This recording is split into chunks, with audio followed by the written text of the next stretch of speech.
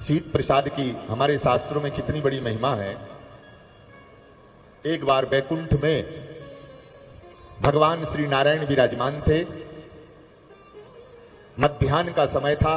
सरकार विराजमान होकर के प्रसाद जीम रहे थे। प्रसाद की महिमा है।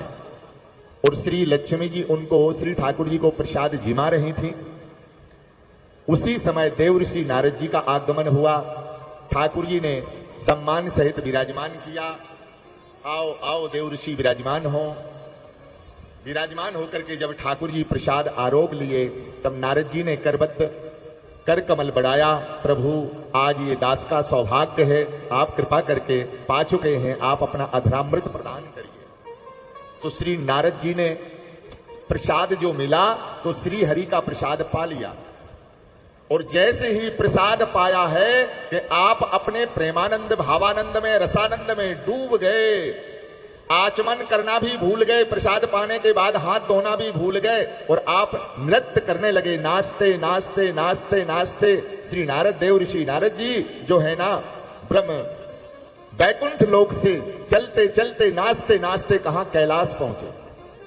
वहां भगवान शंकर विराजमान थे। भगवान शिव ने देखा कि देवर्षि नारद तो आज अतिशय प्रसन्न हो रहे, आनंदित हो रहे हैं। उनके प्रसन्नता का कारण जब पूछा देवर्षि नारद जी से, तो नारद जी ने कहा, आज मेरे सौभाग्य की प्रशंसा कौन करेगा, हम बड़े भाग्यशाली हैं भगवान। आज श्री हरि के चरणों में दास का जाना हुआ। श्री हरि नारायण प्रसाद आरोग रहे थे, मैंने मांगा, उन्होंने दिया और मैंने प्रसाद पाया है। उसी की खुमारी है, उसी का नशा है, उसी का आनंद मेरे संपूर्ण शरीर में छा रहा है। तब भगवान शिव ने कहा, अरे देवर्षि, जब आप यहां कैलाश की ओर आ रहे थे तो कम से कम वह अधरामृत कृपा करके एक कण जो है ना, आप हमारे लिए ले आते। नारद जी ने कहा, ये तो हम भूल गए, ये तो प्रेम की खुमारी ने यहां लाकर के खड़ा कर दिया।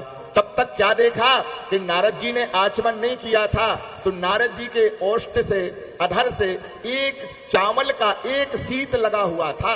भगवान शिव की दृष्टि महाप्रसाद के ऊपर पड़ी और उन्होंने नारद जी के मुख से छुड़ा करके उस श्री भगवान शिव ने वह महाप्रसाद पा लिया। और जैसे नारद जी प्रेमानंद में छके हुए थे, ऐसे भगवान नाम संकीर्तन करने लगे। एक शीत की ऐसी महान महिमा।